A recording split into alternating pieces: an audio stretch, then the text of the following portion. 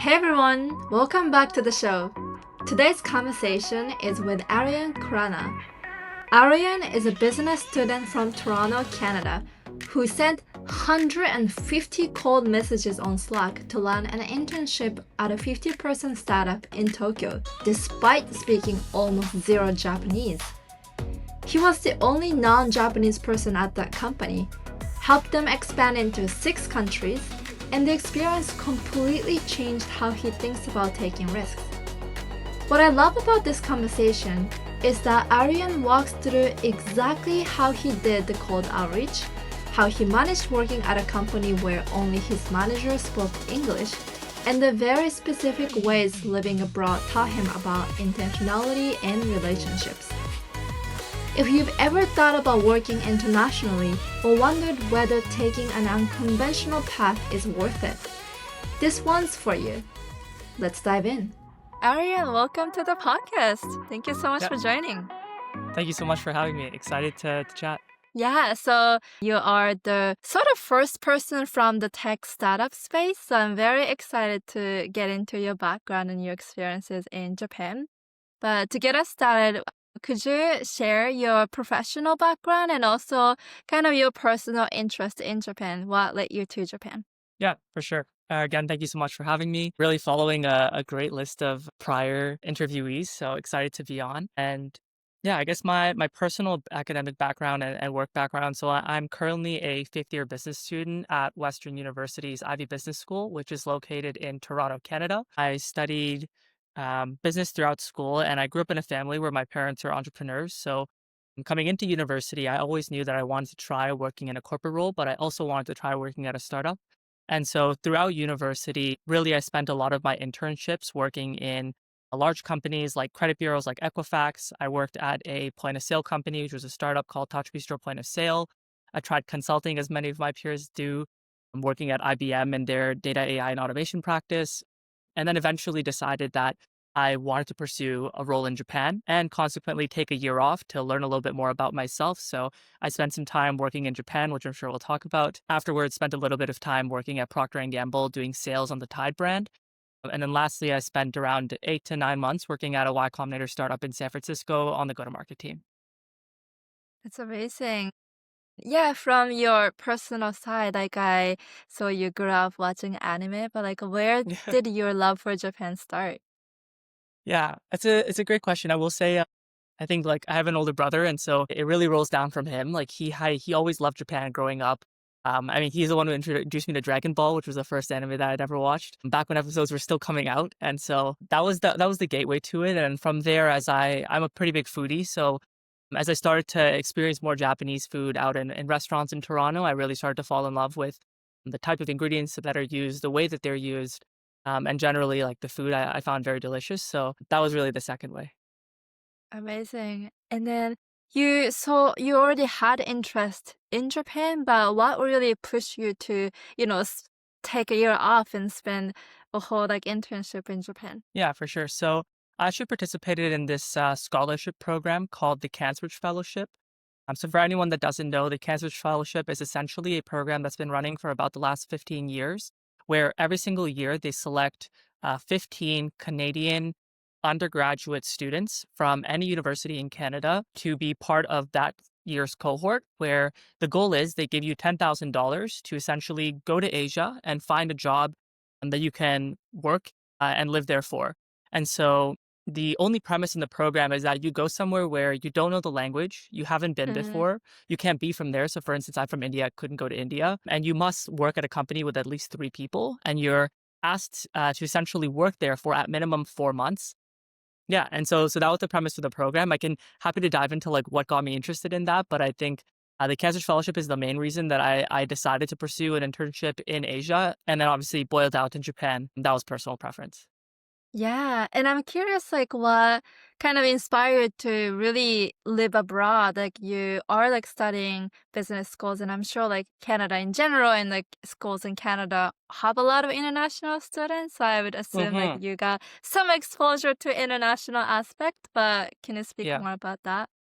yeah, 100%. And so I think the main reason is that I was in a 4-year business degree. Usually your third year internship is your last internship and you hope to Mm-hmm. like get a return offer that you go back to for full time. As I mentioned, up until my third year summer, I had already done 3 internships, 2 in corporate companies. One was in tech consulting, one was at a credit bureau in project management, and one was at a tech startup in tech sales. And frankly, while I definitely learned a lot in all 3 of those roles, they weren't roles that I could see myself going into for full time and being really happy about. And so I guess in order to learn a little bit more about myself, I felt like the right way to do that would be to separate myself from an environment that is comforting, familiar to me. I grew up in Toronto, and so I have my family here, my partner here, all of my friends are here. And so I really thought that I needed the time and space to be able to like learn a little bit more about myself. And in this case, what better way to do that than fly halfway across the world to Asia? Yeah, that's the core reason. I think the last thing that I would throw in there is that in school at the Ivy Business School, we do a lot of cases. And so essentially all of my courses, strategy, marketing, finance, accounting, they're structured around this idea of like, here is a real company, here's a real business problem that they face. Now we're going to analyze it from a lens of like, what should they have done from a strategy, marketing, finance, so on perspective. And oftentimes there are some companies that are like, based in Asia or based in Europe, but I think it's very hard to say that like us as, future business leaders, international business leaders are learning how we should operate cross border just through these cases. And so for me, it was also an element of if I'm going to graduate from this school and say I'm an international business leader, then I need to actually have experience what working in another part of the world is like. And so I know that Japan has a lot of nuances when it comes to business in comparison to North America.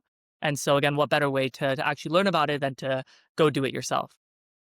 Amazing. Yeah. So you had kind of like underlying interest to get to know yourself better and to better understand the business landscapes outside of your comfort zone. And with those, how did you go about finding your internship and identifying a company and network where you don't really have connections in? Yeah. Yeah, so this is a fun story, and I love telling this one. And so Yeah. the premise of it is that there's a lot of Slack communities for expats living in Japan. Oh, what? Particularly, I will say that there are a lot of people interested in UI, UX, and engineering from other parts of the world that have an interest in working in Japan, either for, like love the country, love the food, or, they just want to try working somewhere else in the world, or they're, already in Asia, but they want to try moving. And so they all join these Slack channels for expats. Within these communities, Tokyo being one of them, which is where I actually met Nate.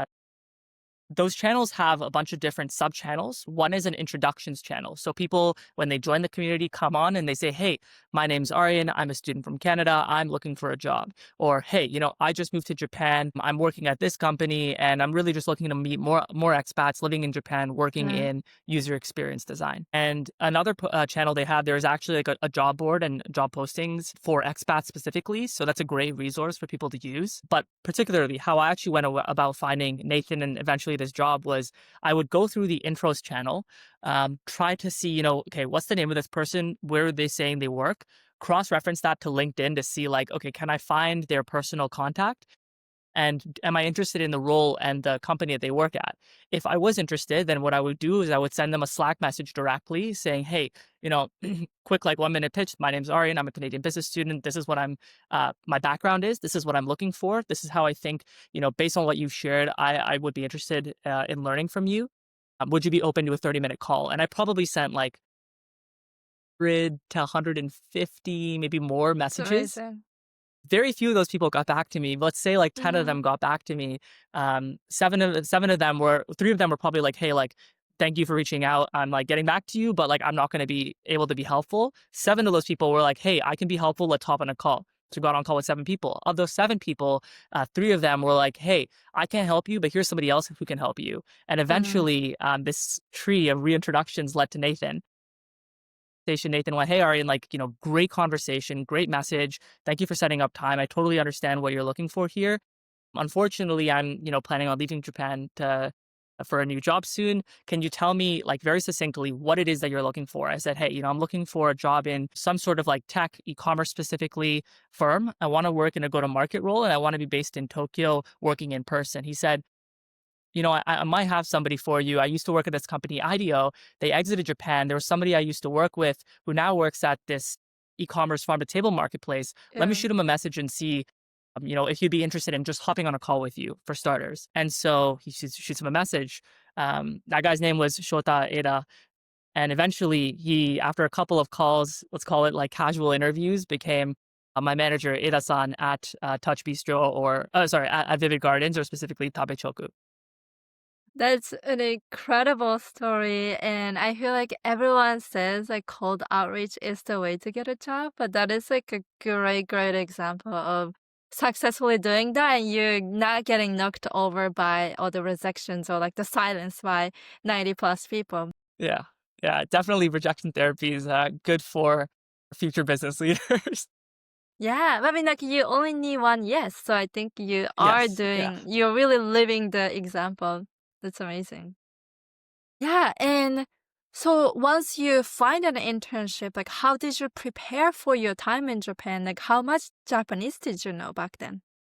Yeah. So I guess like the premise of like the Cancer Fellowship again is that you go somewhere where you do not speak any of the language.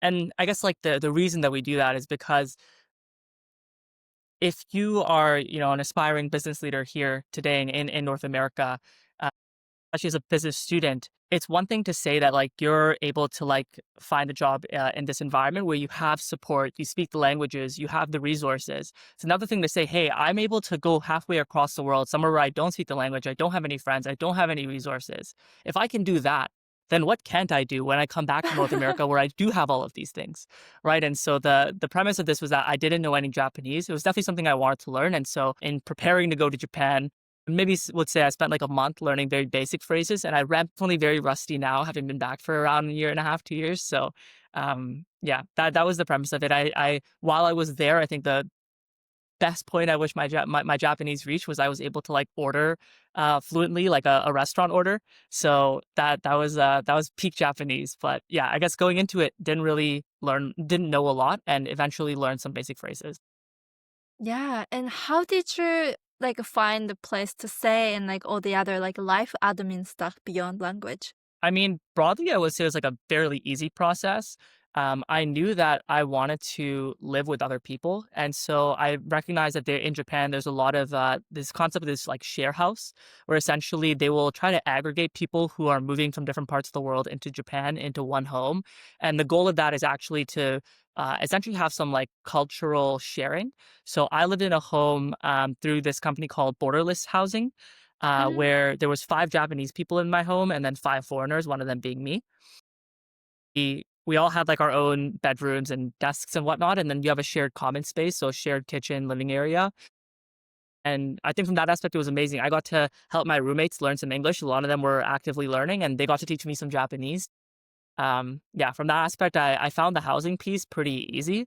And then there's a lot of these like share house companies, so I don't imagine finding housing for anyone else would be rather difficult. I came in on a working holiday visa, so Mm. working holidays for Canadians, I think many other countries have it as well, but it allows you to like live and work in a specific country between a certain age range. I think it's like somewhere between like 18 and 30 for up to 6 months. And so that visa process was also fairly easy. But beyond that, I would say the admin or administrative stuff, once I moved to Japan, like my resident card, it's outlined pretty well. Like when you actually cross the border or go through the airport in Japan, they make it very easy. They have lots of pamphlets in English. So broadly, I would say that the process was quite seamless. That's good. I knew about like the share house concept, but I didn't know about all the support systems out there. So I hope this Yeah. will be, very encouraging to other people who want to do like a short-term internship or, start their career in Japan. Yes. Yeah. Yeah. 100%. Okay, so let's shift our gear a little towards your actual work. So can you describe a little more about what your startup does?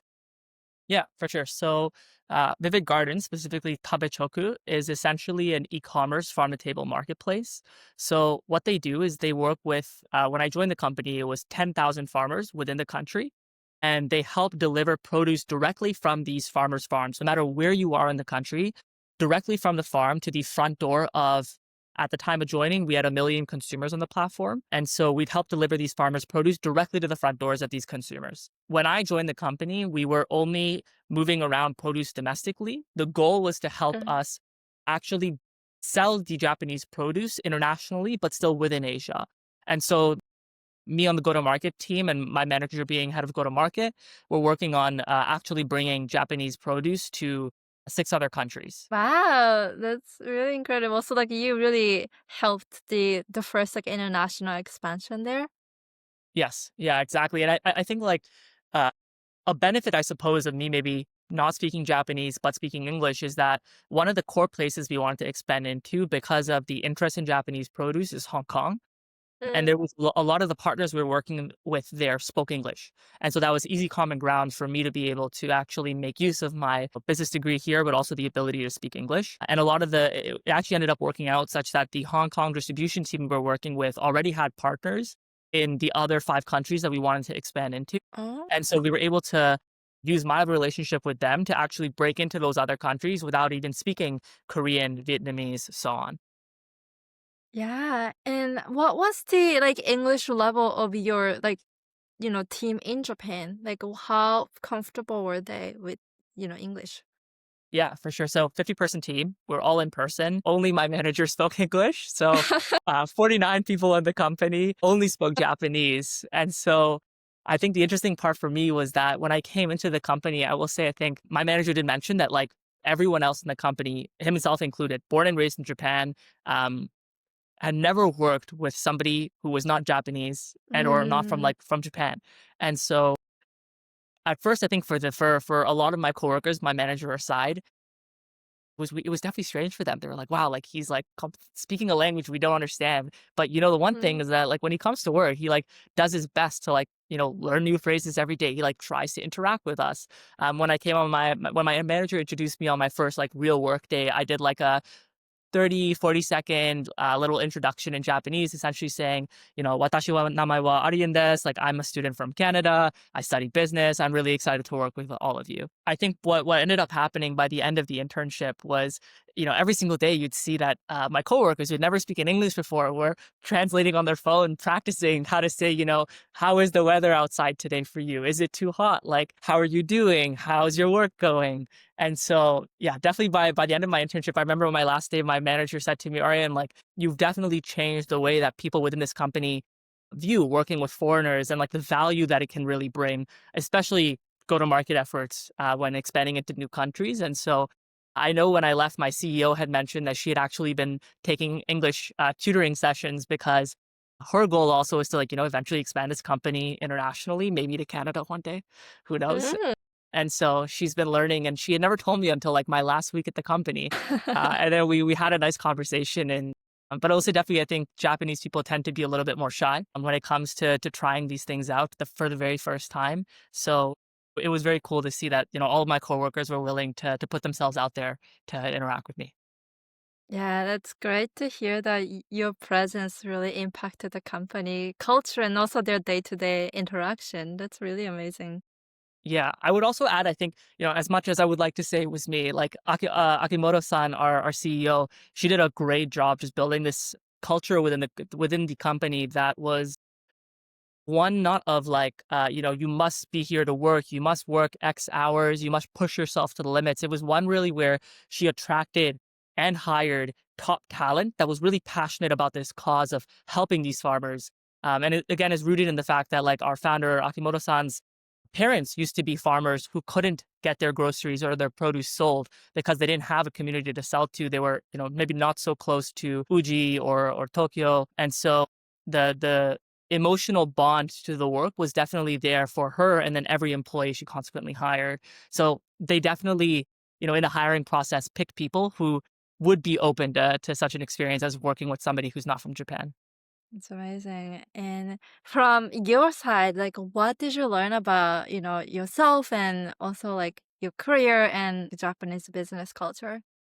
Yeah, for sure. So I guess the one thing I had always heard was, Japanese business culture is very intense. People work very long hours. And so I was a little bit scared. I have friends who work at, MBB consulting or investment banking. And so I've seen what their hours could look like. And personally, I think working like 8 a.m. to like 12 a.m., like that's not for me. But I will say, I think going into this, my mindset was a little different. I knew I was coming to do business somewhere that is in North America. So my expectations have to be aligned with the way that people in Japan and businesses in Japan operate. And that that is part of the learning experience that I'm putting myself out there. I might have to do something I'm uncomfortable with, and I have to be okay with that. I think the beautiful part of the company, the beautiful part of what Akimoto-san built as a company was people who are drawn to the mission. As a result of the mission, they were willing to put in hours, but it didn't feel forced by any means. And the overall, I guess let's just call it like vibes in the office were amazing, right? Like people were very social, easy to talk to. Everyone is willing to help each other. And so I think that I really got blessed with a company that maybe is out of the norm from a lot of Mm-hmm. other companies that were working in my area. So specifically, I was in one of the like smaller financial districts. I was working in Minatoku, and a lot of the offices around me, like Goldman Sachs, so on, many big finance firms, I'd see when I like leave the office, I go to dinner near the office, and I leave dinner, people are still working. And so definitely I feel like I got to see what Japanese business culture can look like. And I got to experience, I guess, like one very beautiful piece of it. Yeah, that's a very interesting experience that you got to see kind of both sides. I feel like it's hard to see the big corporate long hour type of work experiences Yeah. from, when you're working in a small startup. Yeah, like your place in Minatoku must have been like very uniquely like close to those offices as well. Yeah, 100%. And I guess you had also asked about, what did I learn about myself? And so I will say, I think going into that role in Japan, I had a partner who I'd been with for about 3 years at the time, and we practically like since we met, like lived together for like the last 3 years. We went to the same school, same business program, same classes. Always lived within like a 5-minute drive of each other, let's call it. And so moving to Japan and doing long distance for the first time, I think Mm. broadly it was a challenging experience for the relationship, but definitely learned a lot about myself and how to manage relationships, not only with my partner, but with my family, with my friends, and how to be more intentional with time. And so I think that was one of the biggest learnings is like coming back to North America. I recognize that I need to be able to think about, what are really my priorities? It's my health, my relationships, my work, but also like we work to live. I don't live to work. Right. And so really figuring out like what is the correct balance for me and how can I be more intentional with my time and in which I read this book a while back and I wrote down the name.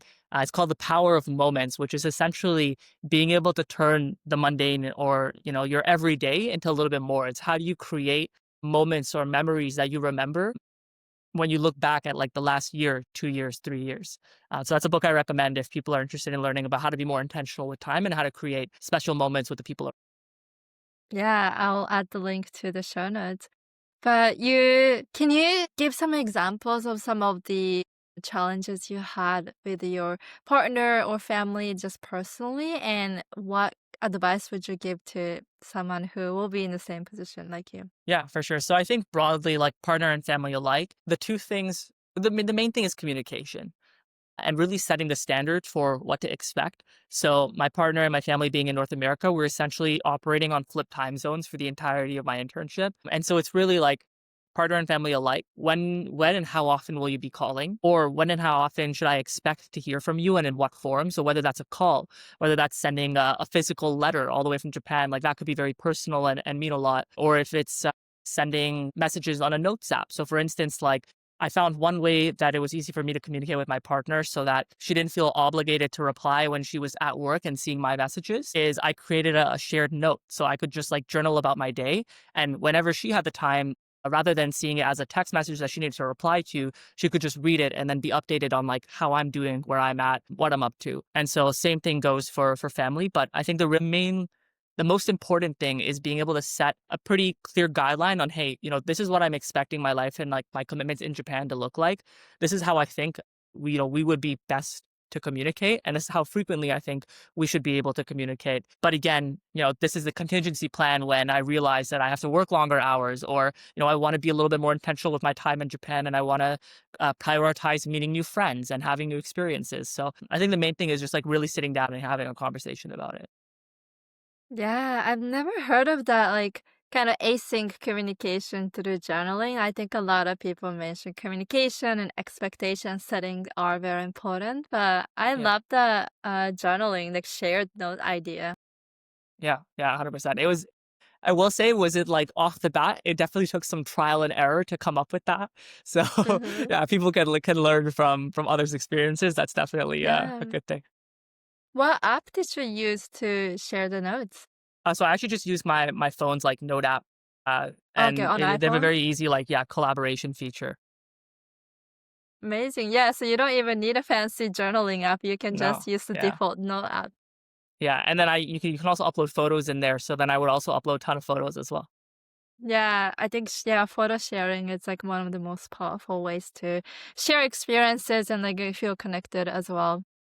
Yeah, yeah, That's 100%. awesome. All right. And now that you're back in Canada and you're also working for like SF-based startup, I'm very curious about the differences you observed between Japanese startup and more like North American companies. So could you speak more about, what specifically like a Japanese startups do differently from, your experiences in Canada and the current startup? It's a great question.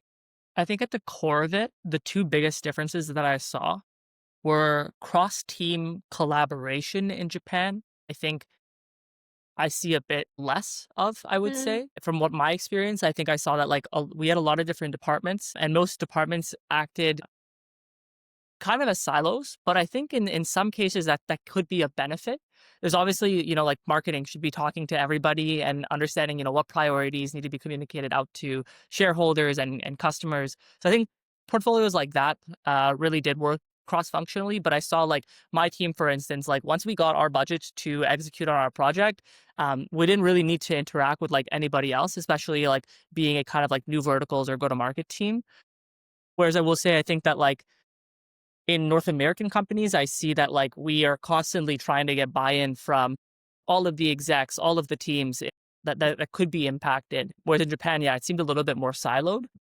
Beyond that, again, like I think that there broadly seems to be this culture of like working longer hours.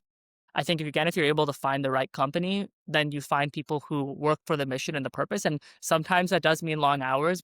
Again, if you're drawn to the mission and purpose, I think it ends up playing itself out. And it's worth it. I think the other big thing I noticed was broadly like information sharing within the company. So we would always have like a very big stand up that everyone prepared well for, both answers, both like a presentation, but also questions. And we would do that usually once to twice a week at the Japanese startup. I found this very useful because what it does is even if you're executing on your own project, everyone still is able to understand what's going on within the company broadly, like what are the metrics the company is executing versus like what does revenue look like this month? How many farmers have we onboarded this month? What does the customer life cycle look like? And so I think startups in SF from what I've seen, we do that type of sharing, but it's more like biweekly or monthly. So I think broadly, I would say in Japan, there's more active sharing of what's going on within the company. Yeah, it's interesting that you find sometimes the company is a little siloed, but other time there is a lot more proactive sharing. Like why do you Yeah. think that might be the case? That is a great question to which I'm not sure that I have a great answer. I think this might have just been a way of like how the C suite at our company operated. A lot of trust was held that like Akimoto san and the other C suite members like understood their customers. They understood what was going on within the different portfolios. And so as long as you were to run things by them, and you got approval from them, like you're likely good to go. But I think it was probably just a function of how this business is particularly op. Yeah, that's really cool. And then for anyone who might be looking for a startup experience in Japan, like how would you advise them to identify the good companies that are very mission driven and very, people centric and doing interesting businesses? And like, how would you tell which company is a good startup to join? That's a great question. I will say I actively think about this as I've like recruited over the last 4 or 5 years. Usually when you talk to somebody, especially over the phone, especially like Zoom or like video, Hmm. it's often easy for your gut to tell you that, this is somebody who you think is competent. Maybe they're a good speaker. Maybe they know what they're talking about, specifically about the industry or the company or their customers. And you get this like spidey sense, but in the best way possible, that this is somebody I would want to work with. And so with my manager, Eda-san, that was definitely the case. There was a point in our interview process where he came with a deck that he particularly built for me to show me, hey, Aryan, like this is the company, this is the main stakeholders, this is our CEO, this is why she founded the company. This is what your role could look like right now. This is what I'm thinking, but I want to align this with if we hire you, is this going to be how do we make sure that this role is aligned with what you're hoping to learn and what you're hoping to get out of this type of internship? This is how many times you can expect we'll meet every week, and this is the time slot it might look like. And then, hey, here's a little bit more about me. So he walked me through his background, like work experience. So he could say, hey, well, if you're ever interested in working for any of these companies or one of these experiences speaks to you, then I'd be happy to I worked at the moonshot factory in Tokyo, so I'm able to like understand startups and how to launch them effectively. If you're interested in like go to market strategy, then like I have the relevant experience to guide you through that. That was something that I was like, wow, nobody's ever come to an interview me with the deck to show me like, this is how I think I could be useful for you. And that was like immediately a green flag for me. There was a couple other companies I was interviewing in Japan at the time, and I was just like, it was no question. I was like, this is the Yeah. right person, right? But broadly, I would say it's definitely trial and error. Like I did a lot of cold outreach. There's a lot of people where I talk to them and I'm like, I could make a role work here, but is this the right fit? Can I provide value for them, and can they provide value for me? It is a two-way deal. So you need to make sure that's aligned with your interests, and you can only do that if you're intentional about what you're hoping to get out of the role. So yeah, I would say broadly, like your instincts will tell you, but you need to be intentional about knowing what you want and actively saying that to the person you're talking to, so you can quickly see whether or not you guys can be aligned if this was to go forward. Yeah. Do you have a specific list of questions that you ask yourself to, you know, clarify what you want, and the questions that you ask the recruiters or the companies to make sure your needs and the company needs are aligned? It's a great question. I would say for me, because I grew up in a entrepreneurial family, I've always had this goal of one day being a founder myself. And so while I work in like corporate startup roles, the skill set that I'm hoping to obtain is one of an entrepreneur. So usually what I'm looking for is, hey, is this going to help me build the skills necessary to become a good entrepreneur? Oftentimes what that boils down to is, at least on the non-technical side, like I need to be good at marketing and I need to be good at sales. Is this a role that will help me understand broadly how to bring those two things together, and maybe even like learn a little bit about how a startup should think about strategy and broadly like their go-to-market team. So I would say I think the main thing I ask myself is, not what is my 5-year or 10-year plan, because it's a question I don't like asking, and I'm happy to go into that as well separately. But what type of skills do I broadly want to develop for the person that I would like to be and the things I would like to do, and how can I ensure that like there's alignment between those skills that I'm interested in and what the company needs me to do, and hopefully you're able to find full alignment, if not like a little bit of a trade off, but you get what you're looking for. Yeah, that's also like amazing takeaways too. And I think a lot of the students are trying to decide what types of role, what types of companies, and which country they want to live. I think that is a great like reflection prompt for them as well. Yeah. Yeah. Amazing. And then, like, what are some of the like pros and cons of just like living and working in Japan, especially in like early career versus maybe building more network and experiences in Canada or, startups? Like, clearly the Bay Area is the place to be. Like, how would you sort of balance the international experience that may or may not directly translate to your longer term life in North America versus really branching out and getting new experiences? Yeah, for sure. It's a great question. I think the consultant answer here is like, it really depends. If you were choosing between an internship in Tokyo versus like one in San Francisco or one anywhere else in North America, thinking about how to make that choice for me is about risk tolerance. So, for instance, as I mentioned, like leading up until my third year summer out of a 4-year degree, I hadn't done anything I was particularly passionate about and that I would want to return to for a full time role. And so, what that meant for me was I can spend this last summer in Tokyo, or I actually have this other offer on the table where I can do product management in the United States. And so I was getting a visa sponsored. They were relocating me. And as a non-technical degree student, I study business. Getting a product role, which sometimes tends to be technical, I felt was like once in a lifetime opportunity But at the same Right. time, so was the Cancer's Fellowship, so was the opportunity to possibly find a role in Tokyo that would allow me to move there, work there, live there, see what business and living in Tokyo is like. And I recognized that the one way I would be able to hedge my risk in taking the Tokyo opportunity, but still having a little bit of mental clarity that when I come back to North America, if I do, I have something to return to, or I have like a promising step to take so that I can build a full time career in North America, should I choose, was to take a gap year. So I decided I would take a year off between my third and fourth year of university, which is why I'm currently back in school. I did my summer in Tokyo, so I spent 4 months working at Tabechoku, and then I spent the following 16 months working at Procter and Gamble as a sales intern in Toronto, and then I spent 8 months working in San Francisco at this YC startup. But to be truthful, the intention with the other 8 months of my gap year was actually to build my own startup because I Really? recognized that throughout school, I'd always told myself, hey, I'm going to work on this business. And then, oh no, exams have come up. Oh no, it's Christmas time. I'm hanging out with my friends and family. Like there was always an excuse as to why I couldn't build a business. And the only reason that I actually ended up working at this YC startup was I had my resume on the work at a startup portal, which is Y Combinator startup portal that essentially allows you to upload your resume, and any startups that have gone through Y Combinator, which is a startup accelerator based in San Francisco, like Uber, Pinterest, Reddit, I think all went through it. All of the startups that have gone through that accelerator can essentially see your resume, and if they're interested, they can reach out to you. And so I had somebody reach out to me from the startup that I ended up working at. And he essentially said, Wow. hey, Arya, I saw your experience working in Japan, looked really cool, like would love to chat. We're hiring. Would you be interested?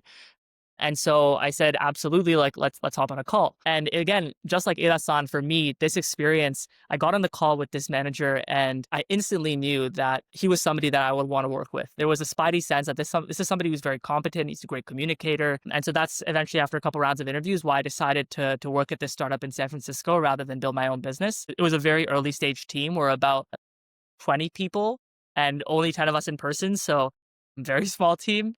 And so I still felt like a very early employee. Now, to come back to like how you could decide between something in Tokyo versus something in San Francisco or the United States, again, I think it is based on risk tolerance. I knew that I could come back to the Procter and Gamble role, get a full-time return offer, and hopefully return to that role full-time if I decided I wanted to do that. And so that gave me a little bit of peace of mind of I can go somewhere and try something new and learn a little bit more about myself. And I still have other opportunities on the table when I return.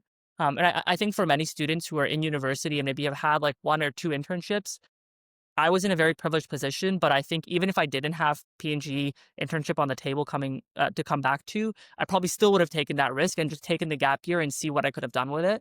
I think like looking back on it, if that was the case, I absolutely would have still went to Tokyo. I think the last thing is that there's this quote that's like, when I'm faced between two big, like major life decisions, I always pick the one that gives me the better story. And moving to Tokyo obviously gives me the better story. And I can't tell you how many doors it's unlocked. Just the fact that I got this San Francisco interview because the manager who was hiring saw that I had worked and lived in Tokyo. And for a Canadian business student, that's so strange. He just wanted to learn more. And so I think for me, I've always employed that quote, I suppose, into my decision making. And it's been very, very useful. Yeah, and besides the YC startup, what other doors open for you? Yeah, for sure. So, I mean, I did end up getting the PNG return offer, and I will say, I think since working at the YC startup, I've definitely had a lot of San Francisco firms reach out. Beyond that, I will get to chat with you and be a part of this podcast, which I think is only part of working in Japan, talking to Nathan, talking to Ida-san, working with him, and getting to share this story definitely is like, I think, very valuable. I really enjoyed my experience in Japan. And if there's like one thing in my university career that like I wouldn't trade off for anything else, it would be that. So definitely a lot of doors have opened up since, but this is one door that I'm very, very glad that it opened. And I'm also curious, like, if you ever consider like staying in Japan like longer term. If not, like, I'm also curious, like, what brought you back to North America? Yeah. So I would say like family and partner is core reasons I'm back in North America. But beyond that, like I do think I could see myself retiring in Japan. I would love to do that. Yeah. And I actually am working with my ex-manager Eda-san on a company. So yeah, it's essentially a direct-to-consumer e-commerce matcha business where we're helping some smaller farmers in Japan export their matcha to North America. And so we're actively working on that. So that's definitely one thing that like came out of this experience is I now have a business partner. And I guess while I'm not living in Japan, I expect to be traveling to Japan pretty frequently this upcoming year to meet some of the farmers that we'll be working with. So still doing business in Japan, I suppose. Yeah, that's amazing that even in North America, you got to keep your ties with Japanese business community. Yes, yeah, 100%, which I'm very grateful for. Yeah, that's another reminder too. Like even if you leave Japan, like a lot of the experiences and relationships you built there can stay and enrich the rest of your life too.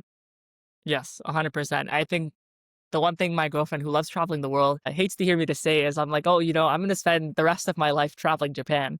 And she's like, "Come on, we gotta go to other places. Like, we could go to Japan, but not just Japan." And I'm like, "Listen, I've done a little bit. I went to Hokkaido, spent some time hiking Uh-huh. Asahikawa. I spent some time in a bit more southern Japan, and places I think most foreigners, tourists don't go to, and really enjoyed those experiences." Yeah, I agree actually. Like once you understand the vastness of Japanese culture and nature and food, like you realize like you really don't have enough time to experience all that. Exactly, and I wanna pull it up because, I'm just looking at my Google Maps right now, and the Yeah. name is slipping my mind of specifically the other places that I went to that I would say I actually, like, enjoyed more than I think many people call it, like, the Golden Trail or Golden Hike, which is, like, people come to Japan, they go to Tokyo, they go to Osaka, and they go to Kyoto, and then they go home. There was this, it's called the Adachi Museum of Art. It's a really, really beautiful garden.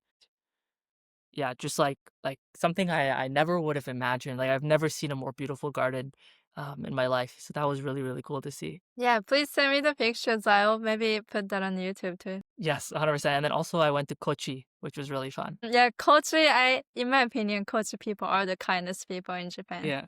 No offense to Yes. all the other prefectures, but Yeah, yeah. So yeah, definitely had a very good time in a lot of like the southern parts of Japan.